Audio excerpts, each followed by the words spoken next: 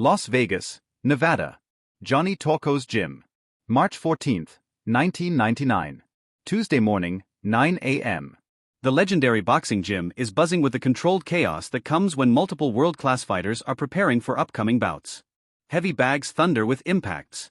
Speed bags rattle their rapid-fire rhythm. Trainers shout instructions. Sparring partners circle each other in the elevated ring. But in the far corner of the gym, away from the main activity, something unusual is about to unfold.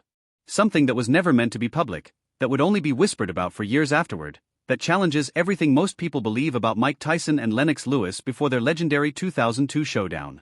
This is the story of the day Mike Tyson walked into Lennox Lewis's training session uninvited and declared that he was faster, more dangerous, and superior to the heavyweight champion.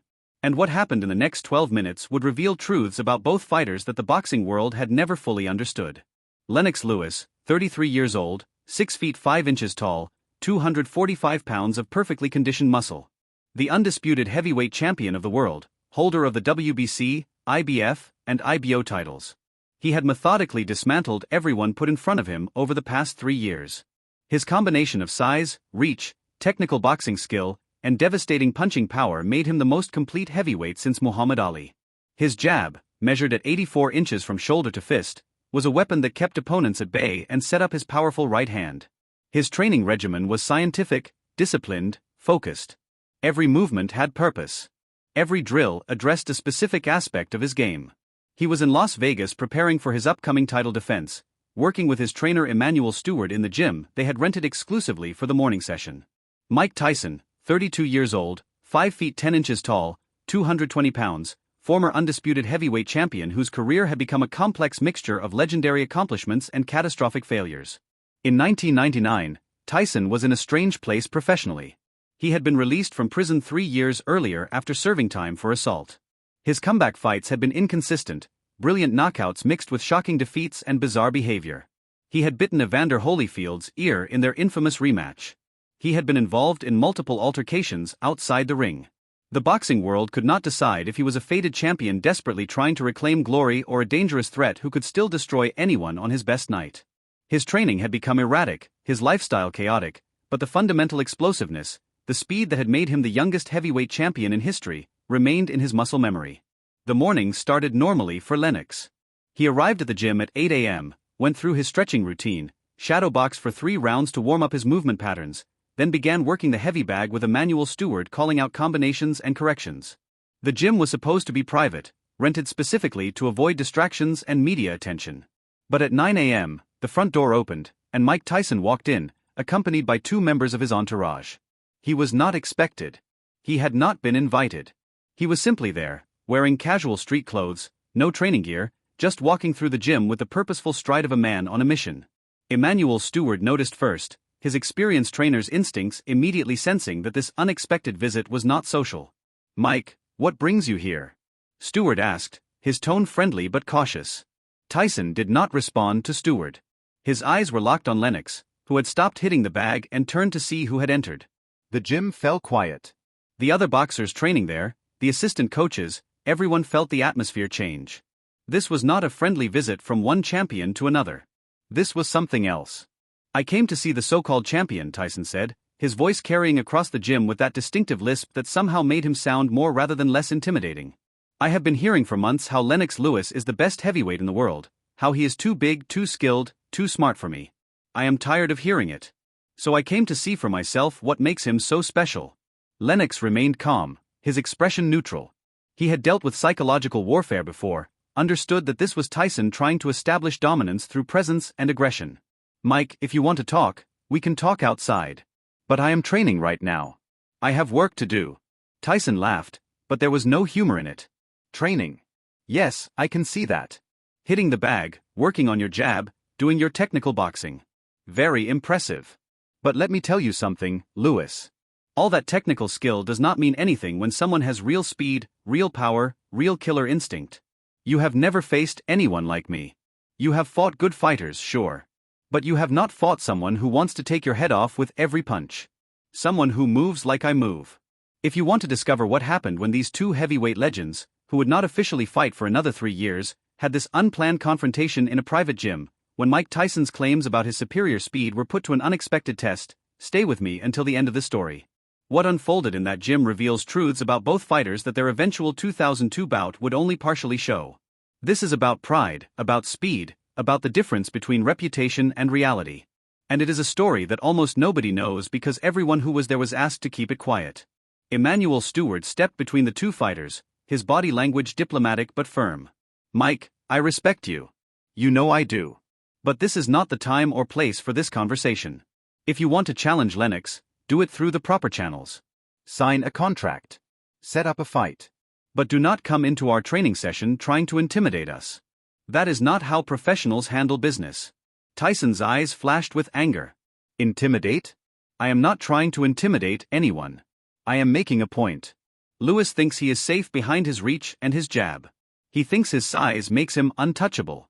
But I have spent my whole career getting inside on bigger men. I was destroying heavyweights when I was 20 years old. I know how to take away reach advantage. I know how to make height meaningless." Lennox had heard enough. He stepped forward, moving past Stewart, and addressed Tyson directly. His voice was calm but carried absolute authority. "Mike, you have had a great career. Nobody disputes that. You were a great champion in your prime. But you are talking about speed and power like I have not studied you, like I have not prepared for exactly what you do. I know your peekaboo style. I know your head movement. I know your combinations. And I know that your speed comes from being compact and explosive, but it is not magic. It is technique that can be countered with proper preparation. If you think you are faster than me, if you think you can walk through my jab, then prove it. Right here. Right now. Not a fight. A demonstration. Show me this legendary speed you keep talking about." The gym went completely silent. Everyone knew this was a pivotal moment. Tyson had come in making claims, trying to establish psychological dominance. Lennox had just called his bluff, challenged him to back up his words with action. Tyson's reputation was built on intimidation as much as skill. Most fighters wilted when he stared them down, when he promised violence. But Lennox was not most fighters. He had faced down every challenger for years, had never shown fear, had systematically dismantled the mystique of everyone who stood across from him. Before we see what happened next, before we reveal how this confrontation played out and what it showed about both fighters, I need you to do something. Hit that subscribe button right now. We are bringing you stories from boxing history that challenge popular narratives, that reveal what really happened behind closed doors. Drop a like on this video if you appreciate content that goes deeper than highlight reels and official records. Share this with anyone who loves boxing history, who has debated Tyson versus Lewis, who wants to understand what these fighters were really like. Comment below and tell me who you think had faster hands, Tyson or Lewis.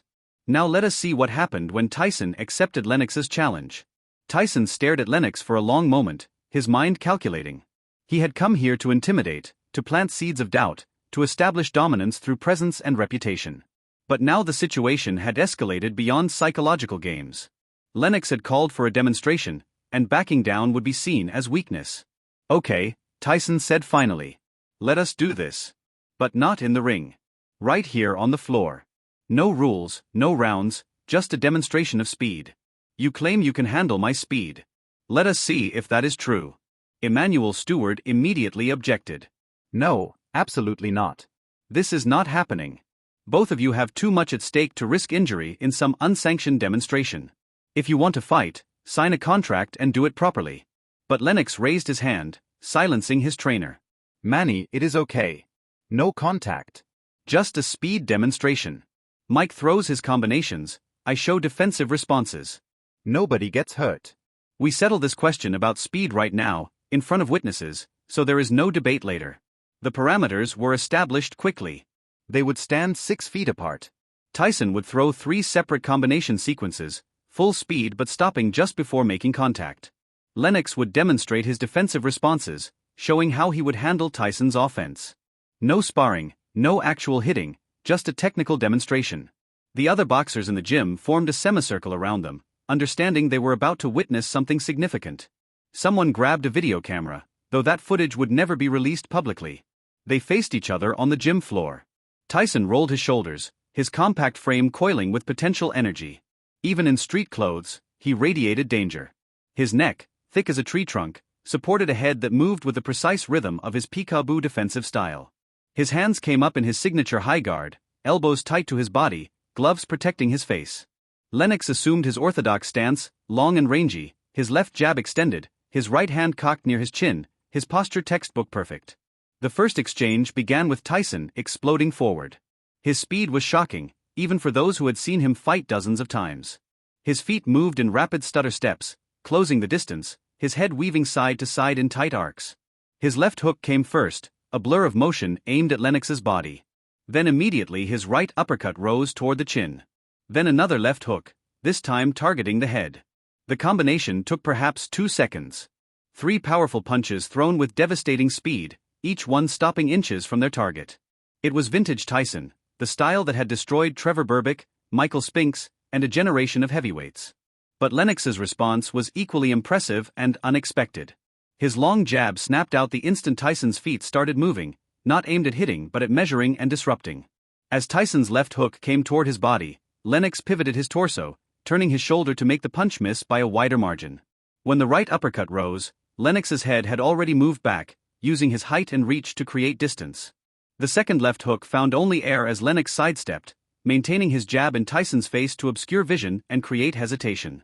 The entire defensive sequence was technically brilliant, showing that Lennox understood exactly how to neutralize Tyson's approach. Tyson reset, his expression showing frustration. That was one combination. I have 2 more. Lennox nodded, returning to his stance. Come on then. Show me what else you have. The second exchange was different. Tyson faked the same initial movement, but then came in lower, attempting to get under Lennox's jab, attacking the body with rapid-fire hooks. His speed was undeniable. His power was evident even without making contact. But again, Lennox responded with technical precision. His footwork kept him at the optimal range, his elbows came down to guard his ribs, his counter jab targeted Tyson's forehead, disrupting his vision and rhythm. After 4 punches, Tyson was forced to circle out, having failed to create the opening he needed.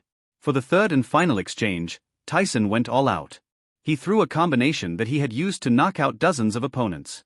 Left hook to the body, right uppercut, left hook to the head, right straight, another left hook. 5 punches in rapid succession, each one thrown with complete commitment, maximum speed, maximum intent to show his superiority. The sound of his breathing, the whoosh of his arms cutting air, the stomp of his feet on the gym floor, all of it created an impression of overwhelming aggression and speed. This was prime Mike Tyson speed, the explosiveness that had made him the most feared heavyweight of his generation. But Lennox handled it. Not perfectly, but competently. His defense was not about matching Tyson's speed with equal speed. It was about using length, timing, and positioning to make Tyson's speed less relevant. His jab controlled distance. His footwork created angles. His head movement was economical, not trying to slip every punch by inches but rather positioning himself where the punches could not reach him effectively. When the combination ended, Lennox was unmarked, unshaken, completely in control. He had not looked faster than Tyson, but he had neutralized Tyson's speed through superior strategy and technical understanding. The gym remained silent for several seconds after the demonstration ended. Everyone who watched understood what they had just seen. Mike Tyson had shown that his speed was still extraordinary, that even in 1999, even after his career struggles, he retained the explosiveness that had made him legendary. But Lennox Lewis had shown something equally important. He had demonstrated that Tyson's speed could be managed, that it was not the overwhelming advantage Tyson believed it to be, that technical boxing skill and proper preparation could neutralize raw speed and power. Tyson stood there, breathing hard despite not having actually fought, his face showing emotions he struggled to control. He had come here to intimidate, to prove his superiority, to plant doubt in Lennox's mind. Instead, he had been given a lesson in technical boxing. Lennox remained calm, his expression showing respect but not submission. Well, Mike, that is your legendary speed. It is impressive. But as you can see, it is not something I cannot handle. When we eventually fight, and I believe we will, you will see that size and reach and technical skill matter. Your speed gives you advantages at close range, but getting to close range against someone with my jab is the problem you have never solved. Mike Tyson did not respond immediately. His pride was wounded, his strategy had failed, but he was not a fool. He understood what had just happened. Finally, he nodded slowly. You are better than I thought, Lewis. I will give you that. But in a real fight, with real contact, it is different. Speed is not just about throwing punches. It is about taking punishment and still coming forward. It is about breaking your will. We will see if you can handle that when the time comes. With that, Tyson turned and walked toward the exit, his entourage following. The door closed behind them, and the gym erupted in conversation. Everyone who witnessed the exchange had opinions, interpretations, theories about what it meant. Emmanuel Stewart put his hand on Lennox's shoulder. That was risky, but you handled it perfectly. You showed him that his mystique does not work on you. That is important. When you eventually fight, he will remember this moment. He will know that you are not intimidated. Lennox nodded, but his expression was thoughtful. He is still dangerous, Manny. That speed is real. If I made one mistake today, if I misjudged distance or timing, he could have capitalized even in a demonstration. We have a lot of work to do before we face him for real. I am going to need to be even better than I was today. The story of this encounter would remain mostly quiet for years. Those present were asked to keep it private, to avoid media circus and promotional complications. But whispers circulated through the boxing community. People who knew both fighters heard versions of what happened, each telling slightly different details but agreeing on the essential facts. Mike Tyson had confronted Lennox Lewis in a private gym. There had been a demonstration of speed and skill. Lennox had proven that Tyson's legendary quickness could be neutralized with proper technique and preparation. The encounter had shifted the psychological dynamic between the two fighters in ways that would matter when they eventually met officially. We are reaching the critical point of this story, but before we continue, I need to make sure you are still with me. If this behind-the-scenes look at boxing history is fascinating to you, if you are learning things about Tyson and Lewis that you never knew, then you need to subscribe to this channel right now. Hit that like button. Share this video with everyone who loves boxing, who has argued about who would win between these legends, who wants to understand the reality behind the hype. Comment below and tell me your thoughts. Did this demonstration prove Lewis would beat Tyson, or was it just a moment that did not reflect what would happen in an actual fight? I want to hear your analysis. Now let us explore what this encounter meant for both fighters and how it affected their eventual showdown. But as you can see, it is not something I cannot handle. When we eventually fight, and I believe we will, you will see that size and reach and technical skill matter. Your speed gives you advantages at close range, but getting to close range against someone with my jab is the problem you have never solved. Mike Tyson did not respond immediately. His pride was wounded, his strategy had failed, but he was not a fool. He understood what had just happened. Finally, he nodded slowly. You are better than I thought, Lewis. I will give you that. But in a real fight, with real contact, it is different. Speed is not just about throwing punches. It is about taking punishment and still coming forward. It is about breaking your will. We will see if you can handle that when the time comes. With that, Tyson turned and walked toward the exit, his entourage following. The door closed behind them, and the gym erupted in conversation. Everyone who witnessed the exchange had opinions, interpretations, theories about what it meant. Emmanuel Stewart put his hand on Lennox's shoulder. That was risky, but you handled it perfectly. You showed him that his mystique does not work on you. That is important. When you eventually fight, he will remember this moment. He will know that you are not intimidated. Lennox nodded, but his expression was thoughtful. He is still dangerous, Manny. That speed is real. If I made one mistake today, if I misjudged distance or timing, he could have capitalized even in a demonstration. We have a lot of work to do before we face him for real. I am going to need to be even better than I was today. The story of this encounter would remain mostly quiet for years. Those present were asked to keep it private, to avoid media circus and promotional complications. But whispers circulated through the boxing community. People who knew both fighters heard versions of what happened, each telling slightly different details but agreeing on the essential facts. Mike Tyson had confronted Lennox Lewis in a private gym. There had been a demonstration of speed and skill. Lennox had proven that Tyson's legendary quickness could be neutralized with proper technique and preparation. The encounter had shifted the psychological dynamic between the two fighters in ways that would matter when they eventually met officially. We are reaching the critical point of this story, but before we continue, I need to make sure you are still with me. If this behind-the-scenes look at boxing history is fascinating to you, if you are learning things about Tyson and Lewis that you never knew, then you need to subscribe to this channel right now. Hit that like button. Share this video with everyone who loves boxing, who has argued about who would win between these legends, who wants to understand the reality behind the hype. Comment below and tell me your thoughts. Did this demonstration prove Lewis would beat Tyson, or was it just a moment that did not reflect what would happen in an actual fight? I want to hear your analysis. Now let us explore what this encounter meant for both fighters and how it affected their eventual showdown. The impact of this private demonstration on both fighters was profound but manifested differently. For Lennox Lewis, the encounter validated his preparation strategy and confirmed his belief that he could defeat Mike Tyson when they eventually fought. He had faced Tyson's speed, had responded successfully, had shown himself and his team that the mystique of Iron Mike was not insurmountable. This confidence would be evident in how Lennox approached negotiations for their eventual fight, how he prepared specifically for Tyson's style, and how he performed when they finally met in the ring in June 2002. But perhaps more importantly, the encounter gave Lennox specific technical information that would prove invaluable. He learned in real time how Tyson's combinations flowed, how his footwork set up his punches, how his head movement created angles for his hooks and uppercuts. In those 3 demonstration exchanges, Lennox absorbed more useful data than watching dozens of Tyson's fight videos could provide. He felt the speed, the rhythm, the pressure that Tyson created. And he learned that his defensive strategy, built around maintaining distance with a jab and using his size advantage intelligently, could work against even Tyson's best attributes. For Mike Tyson, the encounter was more complex and arguably more damaging psychologically. He had gone to that gym to intimidate, to establish dominance, to make Lennox doubt. Instead, he left having been taught that his primary weapon, his speed and explosive power, could be neutralized by a fighter with superior reach, better technical skills and proper preparation. This was devastating to Tyson's psychology because his entire career had been built on the idea that his speed and aggression were overwhelming, that once he got inside on an opponent, they crumbled under the pressure. Lennox had not crumbled. He had calmly, methodically, shown that Tyson's speed was manageable. The 3 years between this 1999 encounter and their official 2002 fight would be difficult for Tyson. His personal life remained chaotic. His training became increasingly erratic. His performances in fights were inconsistent. And hovering in the background was the knowledge, never publicly acknowledged but always present, that Lennox Lewis had already demonstrated the blueprint for defeating him. When Tyson finally stepped into the ring with Lennox in June 2002, the outcome was predictable to those who knew about the gym encounter.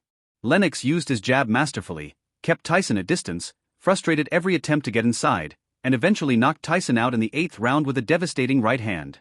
But the 2002 fight, watched by millions around the world, did not tell the complete story. The real story had been written 3 years earlier in a Las Vegas gym with no media present, no crowd cheering, just 2 fighters testing each other in the most honest way possible. Tyson had thrown his best combinations at full speed. Lennox had shown they could be defended. Everything that happened afterward was simply confirmation of what that demonstration revealed.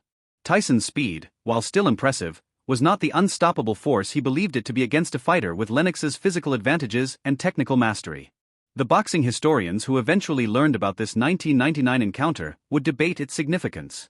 Some argued it was the moment Tyson's last real chance to defeat Lewis disappeared, that the psychological advantage shifted permanently. Others suggested it was less significant, that one demonstration in a gym could not predict the outcome of an actual fight with all its variables and intensity. But those who were present, who saw both fighters' faces after the demonstration, understood that something important had been settled that day.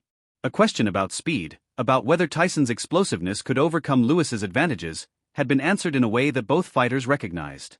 Emanuel Stewart, in interviews years later after both fighters had retired, would occasionally hint at this encounter. "I will tell you this," Stewart said in a 2010 interview. "There was a moment before the official fight when Lennox and Mike had an interaction that gave Lennox tremendous confidence. I cannot share all the details out of respect for both fighters, but I can say that Lennox went into the official fight knowing exactly how to handle Mike's strengths. He had tested his strategy already, in a different context, and it worked. That knowledge was invaluable." Mike Tyson, in his more reflective post-retirement years, would sometimes acknowledge that his confrontation with Lennox Lewis was inevitable and that the outcome was probably predetermined by their styles and attributes. In his 2013 autobiography and in various interviews, Tyson admitted that facing taller fighters with good jabs had always been his biggest challenge. "Fighters like Lennox Lewis, who could keep me at the end of their jab, who did not panic when I got inside, who used their size intelligently, those were always the worst matchups for me. I built my career on being faster and more aggressive than everyone else. But when you face someone who neutralizes your speed with technique and reach, you lose your primary weapon." The story of the 1999 gym encounter between Tyson and Lewis reveals something fundamental about boxing and combat sports in general. Speed is important, but it is not everything. Raw athleticism and power are valuable, but they can be overcome by superior strategy and technical skill. The mystique that fighters build, the intimidation factor, the reputation for being unbeatable, all of these psychological elements matter less when facing an opponent who has directly tested and nullified your primary weapons. Lennox Lewis understood this. which is why he accepted Tyson's challenge that day instead of avoiding the confrontation. He knew that proving to himself and to Tyson that the speed was manageable would be worth more than any amount of preparation against other opponents. For modern fighters and trainers, this story offers important lessons. First, never rely solely on one attribute, no matter how extraordinary it is. Tyson's speed was phenomenal, but when facing someone who had prepared specifically to counter it, the speed alone was not enough. Second, psychological warfare can backfire spectacularly when the other person refuses to be intimidated and instead calls your bluff. Tyson went to that gym to establish dominance and left having given his future opponent valuable intelligence and confidence. Third, technical skill and strategic thinking can overcome physical advantages if applied correctly. Lennox was not faster than Tyson in raw terms, but his understanding of distance, timing, and positioning made Tyson's speed less relevant. The eventual official fight between Tyson and Lewis in 2002 was one of the most anticipated boxing matches of its era, generating enormous pay-per-view numbers and media attention. But for those who knew about the 1999 gym encounter, the official fight felt like a formality, a public confirmation of conclusions that had already been reached in private. When Lennox's jab kept Tyson at bay throughout the fight, when Tyson's attempts to get inside were repeatedly frustrated, when the knockout came in the 8th round, none of it was surprising to the dozen people who had witnessed the demonstration 3 years earlier. They had seen the blueprint tested and proven. They knew how the story would end. Before I close this incredible story, I want to make sure you understand how special this content is. We have just revealed one of boxing's best-kept secrets, a behind-the-scenes encounter that shaped one of the sport's biggest fights but was never publicly acknowledged. If you have made it this far in the video, you clearly appreciate deep dives into real boxing history beyond the official narratives. So here is what I need you to do. Subscribe to this channel right now if you have not already. We are committed to bringing you stories like this, untold moments that reveal the truth about legendary fighters. Hit that like button to help this video reach more boxing fans who need to hear these stories. And most importantly, share this video everywhere.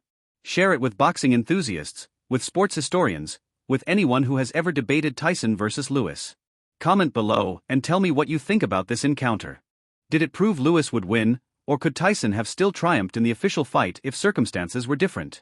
Your comments keep these conversations alive and help us understand different perspectives on boxing history.